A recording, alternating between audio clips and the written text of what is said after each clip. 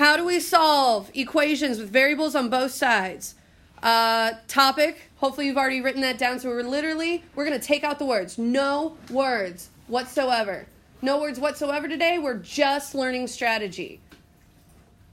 Which is a little hard to make sense of it. Like, why do we subtract or undo each side? But no words.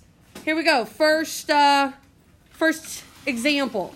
So let's say I move the smallest x, moving the 5x to the other side. So one of the reasons why I like to move the smallest x is because now I'm dealing with a positive 4x. I won't have to really deal with too many negatives. Now I'm going to get rid of the negative 10, add it to the other side, and now divide by 4. So I did get a half. I'm going to start the problem over and try again with, well, what if I chose to move the 9x first? That's what you get. So even if we tried to get the 9x to the other side and move the 8 the next step and then divide by negative 4, we still get a positive 1/2. So on the right side, I noticed some m's that I'm going to have to get together. So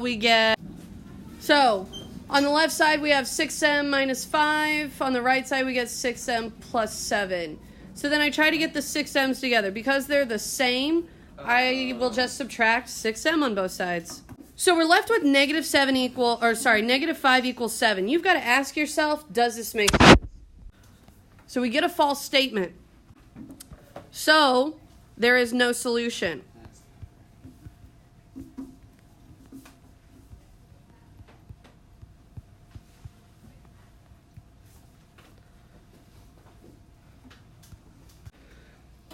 Merging yesterday with today, meaning let's figure out, okay, we got to do the distributive property, so taking 2 and distributing it throughout that parentheses. So after we distribute, we get 10 minus 8a.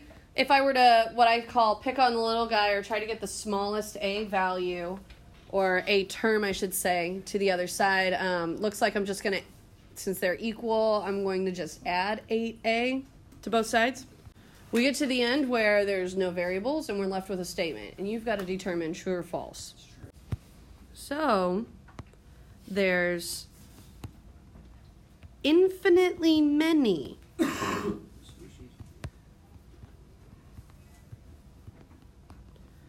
solutions. Because I'm running out of room, I'm just going to cut it off. But this, some people may say all real numbers and use that symbol. So all 3 of these mean the same thing. I'm going to keep putting infinitely many solutions because where we're headed, that's going to be the appropriate answer instead of just all real numbers. So I'm going to say infinitely many solutions. Let's practice.